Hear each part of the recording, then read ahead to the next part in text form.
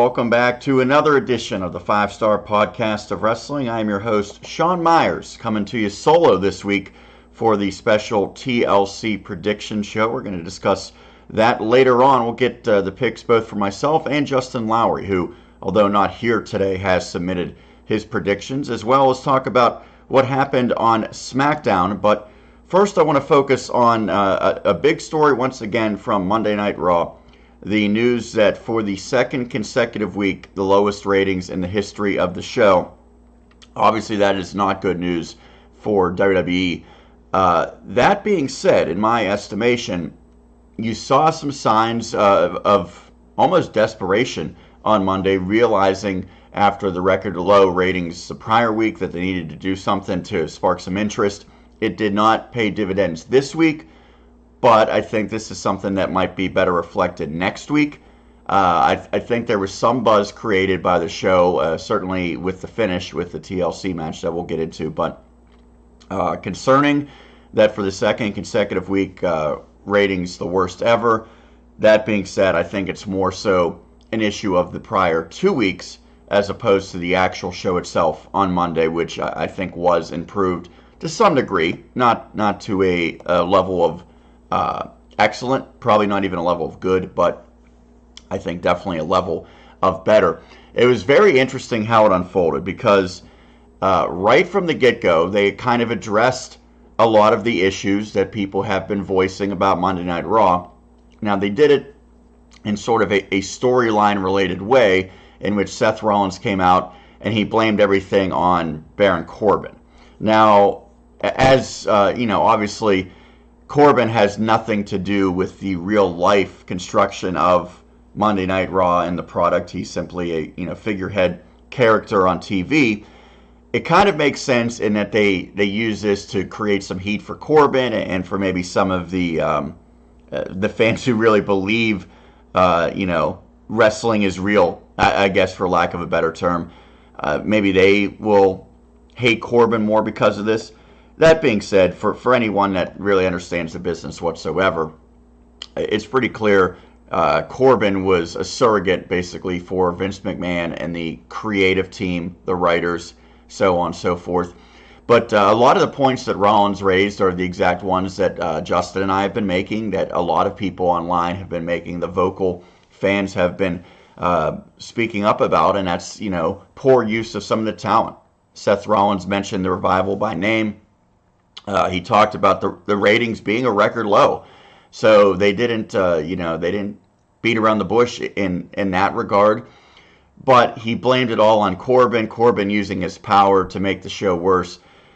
So I'm wondering, is it a good sign that they're aware of all this, all the complaints, all the shortcomings, but are kind of making it into a storyline now where they can try to exploit it? Or are we going to see real life changes result from this? I know probably Justin's answer is going to be they're just using it as a storyline, a way to get some more heat for Baron Corbin. I'm a little more optimistic, but it's hard to be real optimistic until you actually see, consistent evidence of change. I think Raw was a good start, and I mentioned the show, it seemed like there's a little bit more desperation. Well, this promo ended up leading to a TLC match at the end of the night between Rollins and Corbin, and the explanation was, Corbin probably is not going to have his TLC match against Braun Strowman at TLC on Sunday because Strowman's injured, and that's actually a real murky situation still here on Friday morning. But so they go through with the TLC, and they did a good job promoting it. They set the match in the opening segment of the night, had it finish off the night. So you got 2.5 hours to promote this for people maybe who had tuned in. They were hearing about it, giving them a reason to stick around until 10:30 or so. The match itself was good. I mean, these guys really put it all out there. They did not treat this like a typical Monday Night Raw match that we've seen in recent weeks. They went out there, and Rollins, I think, always delivers. There's no doubt about that. But he and Corbin, they both picked their game up to the point that I think there was 3 or 4 times that they went through tables. I know Rollins took a pretty stiff choke slam through a table. He also delivered a frog splash off the top rope to the outside through a table. Corbin went through another one later. So a lot of good stuff in this match. Now, is this going to be a long-term recipe, having guys basically kill themselves each and every week just to get ratings up a little bit?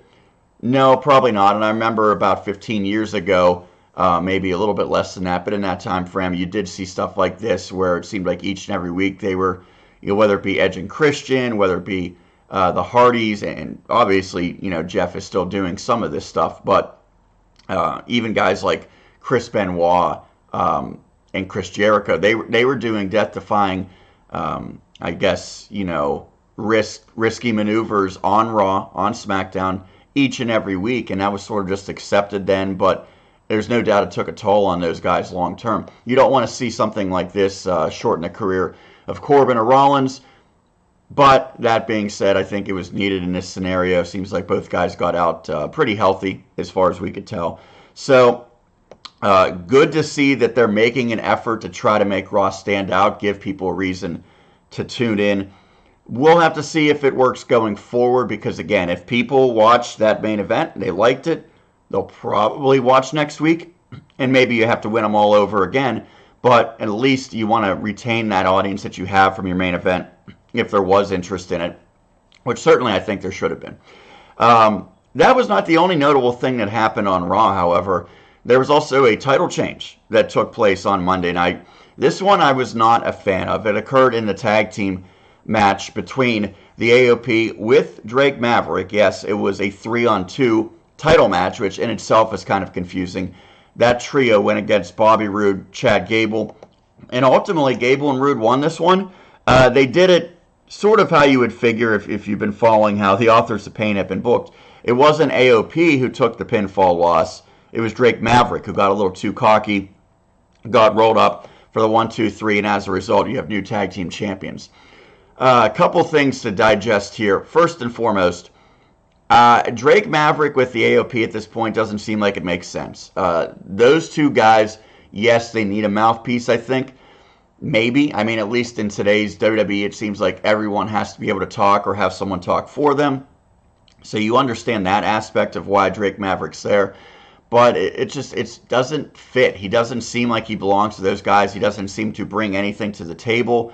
And he's cost them a couple times now. He's embarrassed them. He's cost them the tag team championship. They should, for all intents and purposes, kick him out, beat him up probably in all likelihood, because that's the type of team they are, that, they're these big tough guys.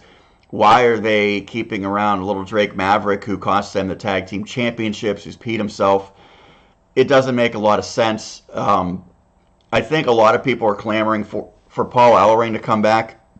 I don't know if that's a possibility or not, but I think that would really help make the AOP back to, a little bit more formidable of a team than having Drake Maverick around, because to me it's just not working with this pairing. Maybe this is the first step in breaking them up, but now the AOP has lost a few times recently. They no longer have the tag team titles, so I think this really hurts them. So they have to do something to reset, or else they're going to not have their aura that they've had, or at least that they should have had, considering that they've been pretty dominant for most of their WWE run. New tag team champions, Roode and Gable, interesting because I never really saw them being a long-term team, but maybe plans have changed in that regard. Maybe they're setting up something bigger there. I still think long-term Bobby Roode has to turn on Chad Gable and go off as a heel, and a singles heel at that. But we've been clamoring for that for quite some time, so we'll see if that happens. But at least for the time being, new tag team champs on Monday Night Raw, and I know Justin says basically, who cares about that division? It's a joke. And, he's pretty accurate about that. But you don't want to completely give up, or at least I don't want to give up. I want to see progress being made. It seems like Monday night probably was a step in the wrong direction in my estimation, although it does potentially put in motion some things here that could be good changes. Last thing I wanted to touch on Raw before we get into SmackDown, and then of course we'll dive into the TLC predictions, is sort of a continuation of what I have considered somewhat of an uncomfortable and unnecessary storyline between Ruby Riott, the Riott Squad, and Natalya. Ruby's really started this feud and escalated this feud using Jim Neidhart, the deceased father of Natty, and that continued on Raw, as you see here. She brought out a table with an image of Jim the Anvil Neidhart on the table, said, you know, I'm going to put Natalya through this table. You'll be closer to your father than you ever have been. There's two trains of thought on this. A lot of people are saying it's professional wrestling. This has always happened in professional wrestling. Get used to it. If you're watching this, you have to expect stuff like this.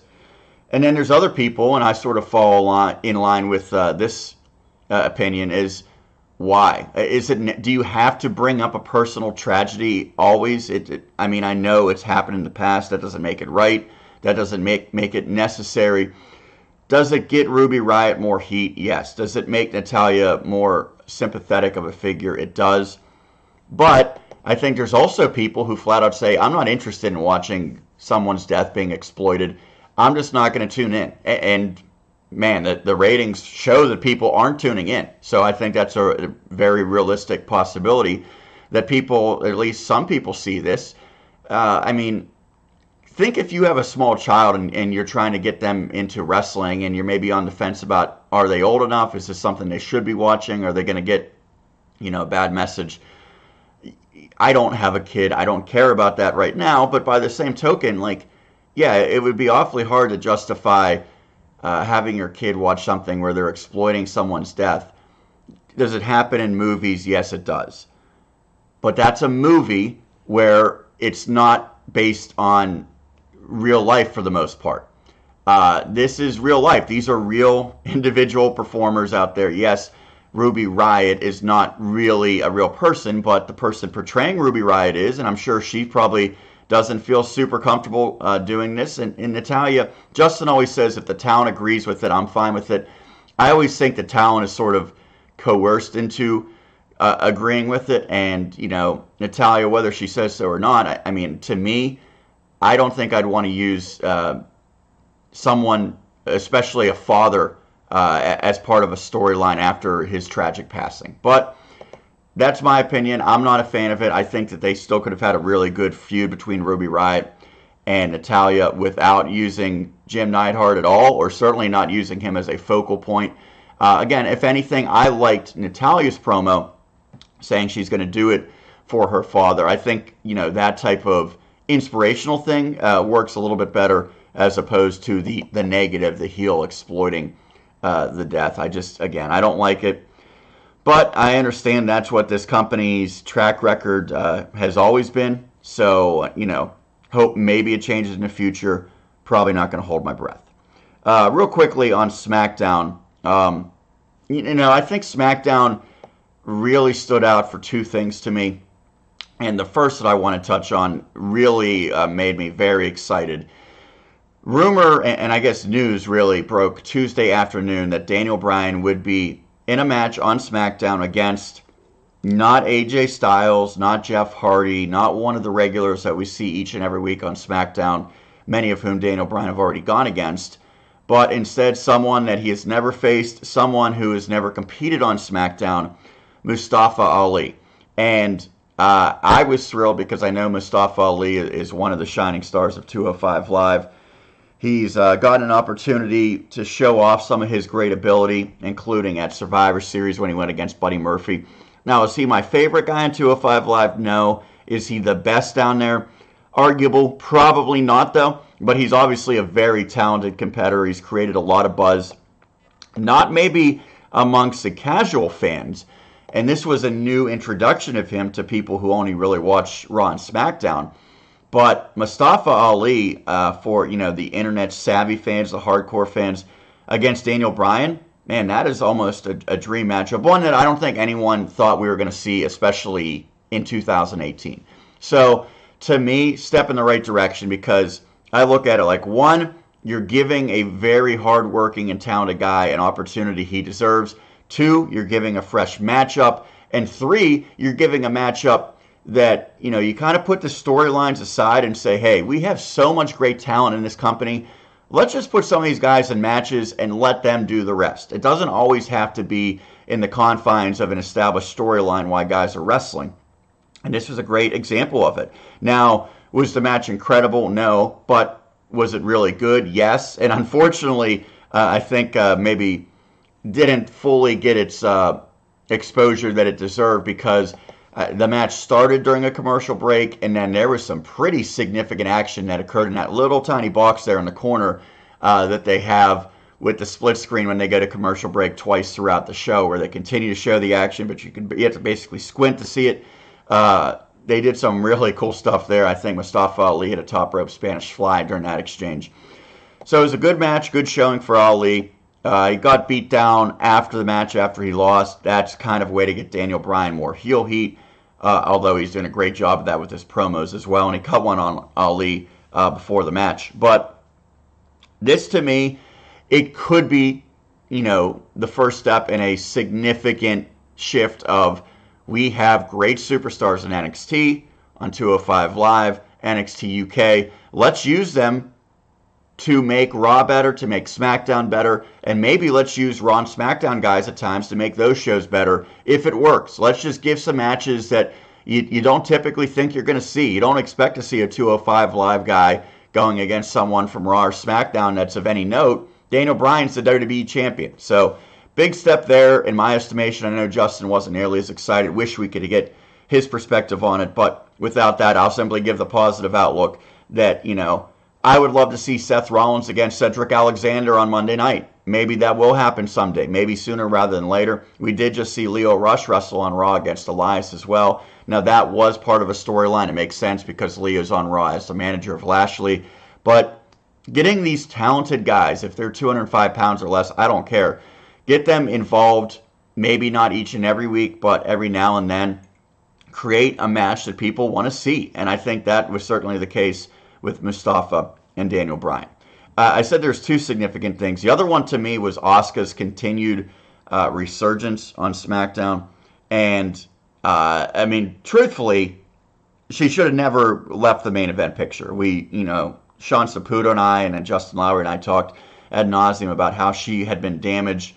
The loss at WrestleMania to Charlotte, followed by losing twice on pay-per-view to Carmella, albeit by dubious circumstances. I understand that, but why? Because Carmella now really didn't benefit from that with a complete change of her character. She's, basically just a dancer and a valet now. You could go back and rethink and second-guess everything. That doesn't matter. The fact of the matter is Asuka was damaged goods for quite some time. She was sort of on the back burner. Well, now she's back in the spotlight. She was the last woman standing on SmackDown, and I thought she came off great with the canes, the Singapore slings, kendo sticks, whatever you want to call them. WWE calls them kendo sticks, but nonetheless, she wore out both Becky and Charlotte, and it was sort of mixed because the fans didn't want to see Becky taking those kendo shots, but they did want to see Charlotte taking them. So Asuka, the last woman standing, and a really good visual. Her and Charlotte had a decent match as well. Prior to that main evented SmackDown. So you're looking at really, she's building momentum very quickly to the point where she might be able to win a championship as early as this Sunday. I don't know if she will, but certainly she has been more significant now than she has been pretty much any time since April. So good news, and you hope that it's not just short term. I hope that, long term, not only beyond TLC, win or lose, but all the way through WrestleMania, she continues to hold an important role because she certainly is deserving. The fans react to her. She has the talent. She has the look. So no reason to shortchange Asuka at this point. Last thing I wanted to touch on quickly on SmackDown, Rap Battle Part 2. I think everyone that was watching SmackDown when the Usos and the New Day had their rap battle, you sort of had those moments like, oh my gosh, I can't believe he just said that. This one, we didn't expect it to be the same because it involved the Bar against the Usos, and we know the Bar, that's not their personality. That being said, they did their best to make it entertaining while also coming across as sort of dorky and out of touch. That's kind of what the heels are supposed to do in this role.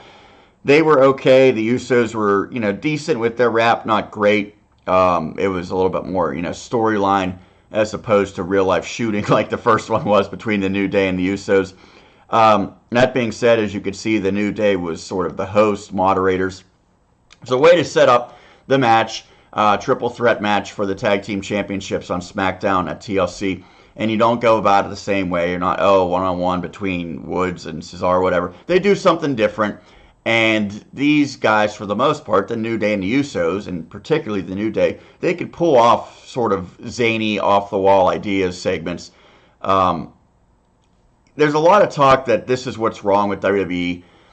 I think when you put people like, let's say, Lashley, for instance, in something like this, that's what's wrong. When you put the New Day in a segment like this, then I think you're, using one of their strengths. So I was okay with it, and it kind of, accomplished its goal.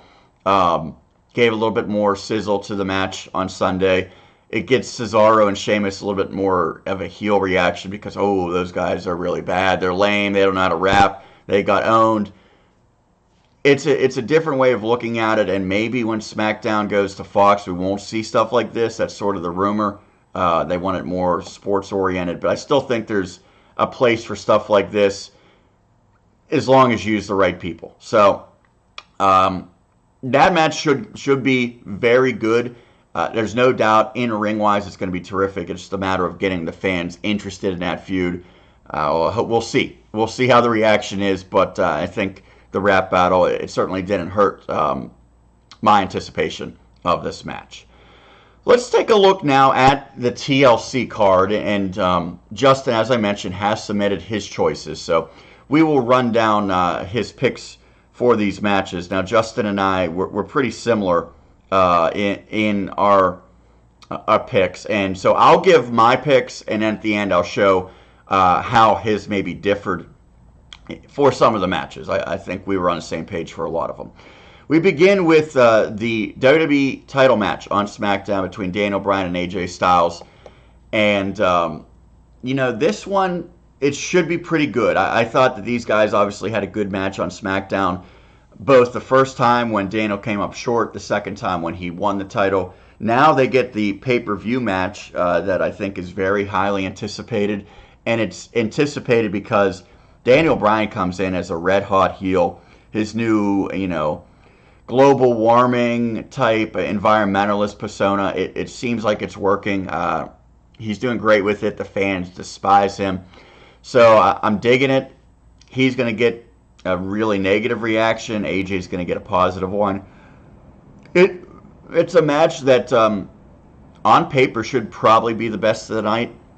And I think these guys will have the opportunity. Now the question is, are we going to get a clean finish? So many times on SmackDown involving AJ Styles in 2018, we haven't had a clean finish with the title on the line.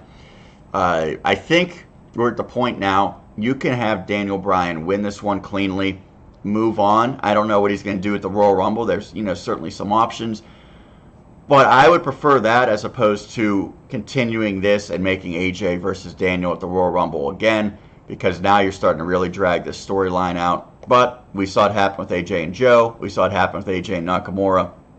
So it seems as though SmackDown likes to have their title feuds last more than one pay-per-view, maybe two, sometimes three. So wouldn't be surprised if we sort of get a result that extends it. That being said, I am going with Daniel Bryan to win this one. I think he just has too much momentum. He's been too good, and you're not going to have him lose the title already. It doesn't make sense for that to be the case. So I'm going Daniel Bryan, and I think it's probably going to be a great match. The biggest match on Raw might not happen. This is going to be very interesting. From the time they set this match up, it was sort of confusing. Braun Strowman and Baron Corbin. Strowman legitimately needed surgery. Now, they wrote him out of storyline short term by having Corbin and his buddies attack him, injure him, necessitating the surgery, theoretically. That being said, when that decision was made, the match was already in place between these two, and you have to wonder, did WWE think there was a chance that maybe this match wouldn't happen, and have they already had a backup plan in place? I don't know, but we haven't really seen any indication of it. So Strowman and Corbin are supposed to have this match, and Corbin, of course, has his full-time role, permanent role as GM on the line here. If he wins, he becomes the permanent GM. So they spent Monday talking more about that and how that would be terrible for Raw, terrible for the fans, so on and so forth. I don't know if Braun Strowman's going to be cleared. So is there a way that they can get creative and sort of book this where Strowman doesn't really have to do a lot of wrestling but can still compete in the match, or maybe have someone as a surrogate? We'll have to wait and see. I don't know that the company's even going to know until Sunday, to be completely honest. Probably they'd want to know by today or tomorrow, to finalize those plans, but you never know. That being said, this is maybe a bold pick on my part. I'm going with Braun Strowman, and he might not even be in the match, but that's my pick. I just don't see Corbin becoming the full-time GM. I think they put so much energy into showing how he's out of control with power on Raw that it's just a matter of time until he loses that power, and then we're supposed to rejoice and think that everything will be better without him. Again, it's, an authority figure, a heel authority figure, is so just overdone. It makes for bad TV, in my estimation. It's been happening on Raw for the better part of, almost 20 years. I don't want to see it happen again, but I don't know that there's much better alternative out there. Kurt Angle, I don't think, will be coming back to that role. Nonetheless, I'm going Braun Strowman in some way. Not sure how it's going to happen, but I'm picking Braun. The anticipation for the women's match on Smackdown might be more than anything else on the entire card, and I think you have to credit that to Becky Lynch, the man. She is probably the hottest thing in WWE right now. I know Justin Lowry said that on a couple of occasions. So Becky Lynch, Charlotte, Asuka. I could see this going a few different ways. It makes sense for Becky to retain the title because, again, she is the hottest thing going. She is fairly recent in terms of winning the title. Hasn't had it that long. She won it, of course, in October. So I'm starting to wonder, is Becky Lynch going to almost be destined for bigger and better things without the title? I think that there's a path for her to wrestle against Ronda Rousey at WrestleMania if she loses the title here and then can enter the Royal Rumble and win the Royal Rumble. That being said, I don't know for sure that her and Ronda is going to happen at WrestleMania. I still think, in my mind, that Charlotte and Ronda could really happen at WrestleMania. Becky Lynch might go against Nia Jax. So how do you potentially book those types of matches? I'm not sure. I think if you're holding the championship as SmackDown Women's Champion, it's going to be hard for you to go against Nia Jax or Ronda Rousey. So I could see it going maybe with Asuka, because then that frees up Charlotte and Becky, and you leave both those scenarios open. But I also think this company doesn't have enough faith in Asuka. Really, they've only been pushing her for a couple weeks now after burying her for 6 months. So I can't quite give the leap of faith and say that they're going to put the title on Asuka. So I'm going to say, most likely scenario, Becky does go on to face Ronda at WrestleMania, but will have to win the Royal Rumble to do so. They don't trust Asuka. Who do they trust? We know for sure, Charlotte. So I think Charlotte wins this one. I think Charlotte becomes the women's champion again. What reaction will that get? Not a favorable one, but then maybe they do the, go full-fledged heel Charlotte, face Becky Lynch. Maybe. We'll see. Because right now I think they're still sort of on the fence about how they want to present Charlotte, how they want to present Becky. It's working with Becky. It's worked at times with Charlotte. So we will see. But I'm going with the Queen to win once again. Not happy about that, but I think I could be happy about what it leads to long-term for Becky Lynch. On Raw, there's not as much to look forward to in the women's title match between Ronda Rousey and Nia Jax. I think this one's pretty cut and dry. Ronda Rousey retains the title. Nia Jax is getting a nice little push, and it was really facilitated by legitimately injuring Becky Lynch. Yes, I hate that that's what this company does, reward someone who injures a top star by being reckless. But congrats to Nia Jax. She is certainly benefiting from it. That being said, the most recent episode of Raw, I think her heat was kind of more silenced. And we all remembered Survivor Series. She got booed out of the building because that was right after she hurt Becky. Well, I think the fans have sort of moved on from that. and now they're back to just really not thinking Nia's very good. And so,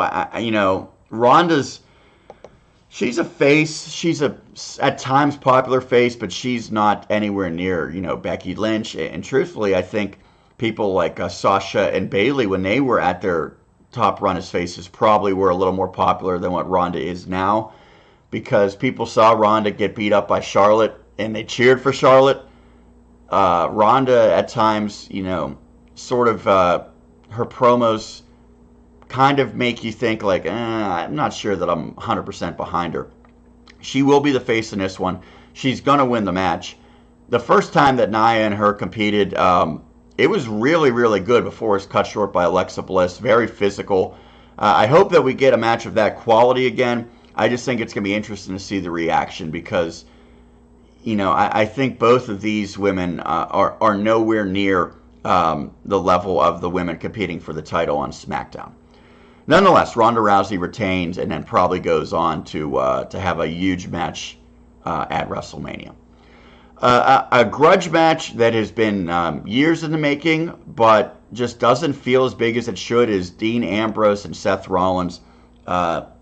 They've had these guys, of course, break up the night that Roman announced that he was going to be gone. Ambrose just doesn't seem like he's excelling in this heel role as much as I thought he would be. Seth Rollins continues to excel as probably the best in-ring performer each and every week in the company. So, this one, it's kind of tough to pick because I think almost Seth Rollins would be better off dropping the title and moving on to the world title picture, maybe focusing on trying to win the Royal Rumble. That being said, I don't know. I don't think he's going to lose that title just yet. I think this feud will continue. For it to continue, I think Seth Rollins, probably wins, but maybe doesn't win clean. Maybe, he wins by a DQ. Ambrose loses it, something like that. Maybe they both get counted out, brawling, just can't control their rage. I think Seth Rollins retains the title. I'm not sure exactly how, but I am picking him to win the match. I hope that these guys get maybe another month to make this feud as good as what it should have been all along. I mean, this was a feud that I think people were expecting to see and wanting to see, but so far with Ambrose, he's sort of fallen flat as a heel. So I hope these guys can salvage that, put on a good match, really build some anticipation going forward. Another match that I wanted to touch on is the Elias and Bobby Lashley, as Leo Rush would say, match. Late stipulation added to this one. It is now a guitar hanging above the ring that needs to be retrieved by a ladder. So they're calling it a ladder match, but it's instead of grasping a title, they're going to go for a guitar. The guitar then becomes a live weapon, and as soon as someone smashes the guitar over their opponent, they're declared the winner. Man, Elias really needs this victory. He has not been on pay-per-views regularly throughout his WWE run, even though he's one of the most over guys in the company, whether as a heel or now as a face. Bobby Lashley, I think that Leo Rush has really helped him, and then heel Bobby Lashley, where he kind of just goes out there, poses, wears the glasses. It's working better than when he had to try to talk each and every week and be entertaining. And I know Elias brought that up in a tweet recently. I think Elias has to win this match. This is a guy that 2019 is going to be a massive year for him, I believe, and it starts in 2018, getting a big pay-per-view victory. How many times can you say Elias had a big pay-per-view win? It's hard to think of any. Obviously, his biggest match was against Seth Rollins. He lost that one for the IC title. I think he wins this one. Maybe the feud ends, maybe it doesn't, but either way, I think Elias is going to be elevated afterwards. And I could totally see a scenario where like Leo Rush helps Bobby get the guitar, but they're not able to break it over Elias. He ends up retrieving it eventually, and then he gets the victory. So I'm going with Elias in that one. Overall, and I know there's some other matches that we'll go over with the predictions. Overall, I think TLC, it's a stacked card. There's a lot of matches. A couple are in doubt. We mentioned the Braun Strowman one. There's rumors now that Finn Balor is sick, and it's a mysterious illness that he might not be cleared to go, so that could change his match against Drew McIntyre. So I wouldn't be surprised if we see the card kind of shuffled up between now and Sunday night. If they have two of their top guys unable to compete, they're going to have to do something. So we'll see. But let's take a look at the predictions now. And there's Justin's choices as well. He agrees with me, Daniel Bryan winning against AJ Styles. Now, we differ on the SmackDown Women's title. I'm going Charlotte, and I kind of laid forward the reason for that. Justin's going Asuka, and I could get that because it frees up Becky and Charlotte for whatever they want to do with them going forward. But I just don't see the company having enough faith in Asuka to give her a title run at this point after they've been really down on her. We both agree Ronda Rousey over Nia Jax. That one's pretty easy. We agree Seth Rollins retains the IC title, defeating Dean Ambrose. We both think Braun Strowman, although that match, again, we don't even know if it's going to happen. But we're both thinking in some way, shape, or form, Braun Strowman will win that one. We also agree Drew McIntyre over Finn Balor, but just as I mentioned, that match also in question. If Finn Balor cannot compete, what will they do? I've seen someone throw out there the idea of McIntyre and Corbin go at it in a TLC match if Strowman and Balor cannot compete. Sort of a weird setup there. They've been friends. They've both been heels, but you could probably make it work. Mysterio and Orton, we both think Rey Mysterio wins this one. Orton's had the better of Mysterio throughout the feud, so I think the master of the 619 gets his redemption. Elias winning over Lashley, that's my pick. Justin disagrees. He thinks the big man will be winning that match. We agree the Bar retains the SmackDown Tag Team titles, defeating the Usos. We also think Natalya gets her payback on Ruby Riott for Ruby bringing up her deceased father. Buddy Murphy retains the Cruiserweight title in a highly anticipated 205 Live matchup against Cedric Alexander. That's a rematch of Super Showdown in Australia, in which Buddy Murphy won the title. And then the finals of the Mixed Match Challenge, 30th spot for the men's and women's Royal Rumble on the line, as well as a free vacation, whatever that purpose serves. We think it's going to be R-Truth and Carmella just because they've become pretty interesting and really a part of weekly television on SmackDown. Jinder Mahal and Alicia Fox, Maha Alicia, no matter how hard they try, that's never really going to be something that's going to interest the fans. So Justin and I disagree on the SmackDown Women's Triple Threat TLC match. We also disagree on the Elias and Bobby Lashley match. Other than that, we're on the same page, so there's only two matches we differed on. We will check back next week, and we will recap our predictions, go over our thoughts on how TLC panned out, and then also kind of get you set for the end of 2018 again. Probably on the final episode of the year, we will have the year-end awards. We'll go over the best of the best for 2018. Want to remind you, each and every week, you could follow us on Twitter. The handle is 5StarPodWrestle. Of course, also check out our YouTube channel, subscribe, check out all the old videos dating all the way back to March. That's going to do it for another edition of the 5-Star Podcast of Wrestling. I'm your host, Sean Meyers. Thank you for joining, and we'll hope that you tune in again next week here on the 5-Star Podcast of Wrestling.